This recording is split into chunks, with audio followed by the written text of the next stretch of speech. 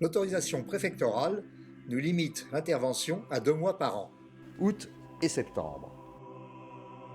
Il y a cependant urgence, avant les tempêtes d'hiver, une question se pose, par où commencer les travaux sur digue? Les 2 brèches de la digue sud, la jetée sud aux blocs éparpillés, la digue nord à rejointer, l'ancienne jetée du nord entièrement détruite, la dame et son bâtard d'eau qui ferment le fond de l'ancien port en triste état, la digue ouest à reprendre. Le plus urgent est la digue du nord-est qui ne tiendra pas un hiver de plus.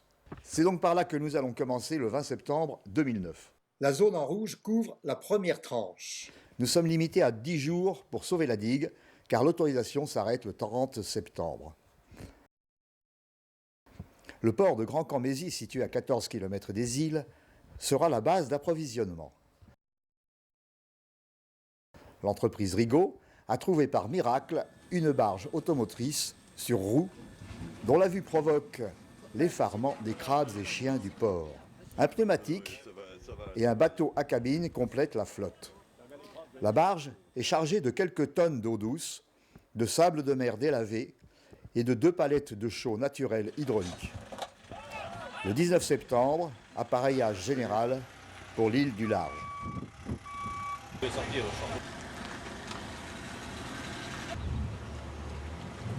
Le moussaillon lyrique.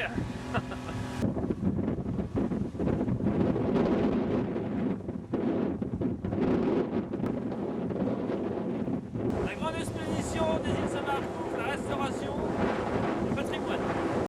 L'arrivée est délicate. Il faut passer par une des 2 brèches sud pour mettre la barge à l'abri dans les douves.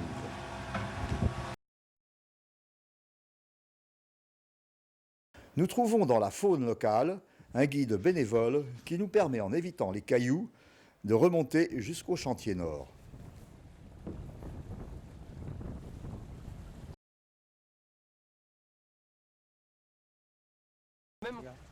Le déchargement doit s'effectuer à la main, en l'absence de tout engin de levage.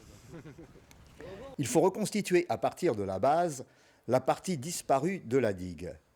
Et en premier lieu, retrouver à marée basse les pierres d'origine projetées par les tempêtes. Les maçons procèdent par lits horizontaux de 60 cm de hauteur, dites coudées, sur toute la longueur détruite en respectant l'arrondi de la digue. Ils commencent par l'extérieur, face à la mer, puis comblent de pierre le plus horizontalement possible pour mettre la coudée à niveau. Le tout est ensuite bloqué par un coulis de chaux. Ce coulis est obtenu par un mélange à 50% de sable de mer délavé et de chaux, allongé d'eau, pour obtenir un ensemble très liquide qui sera déversé par brouettes entières sur la coudée. En séchant, le coulis scellera l'ensemble, lui donnant cohésion et solidité face à la mer grâce au surdosage en chaux.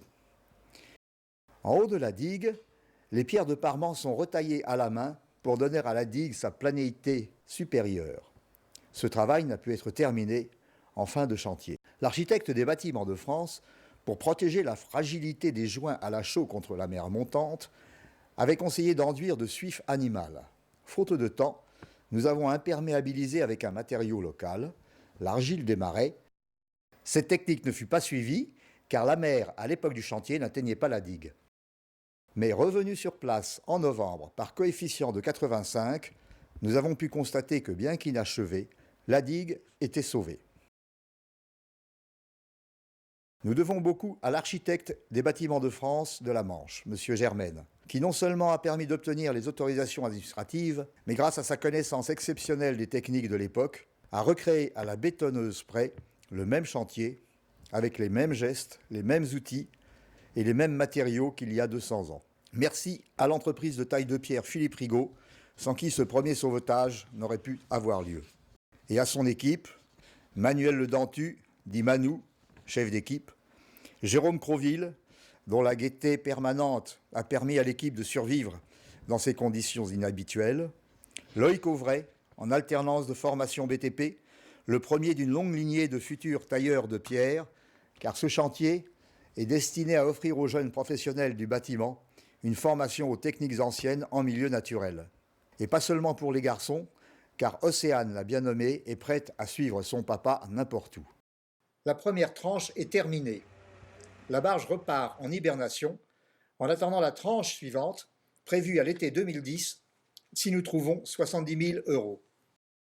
Ce document est dédié au sergent américain Harvey Olson, qui, âgé de 23 ans, a débarqué de nuit le 6 juin 1944 à 4h30 du matin à la tête d'un commando de 3 hommes du 4e de cavalerie, 2 heures avant le grand débarquement, pour neutraliser la défense allemande sur les îles Saint-Marcouf. Il a été décoré de la Silver Star et est décédé en 2002. Il avait l'habitude de dire à ses enfants et petits-enfants qu'il n'avait jamais vu un aussi bel endroit.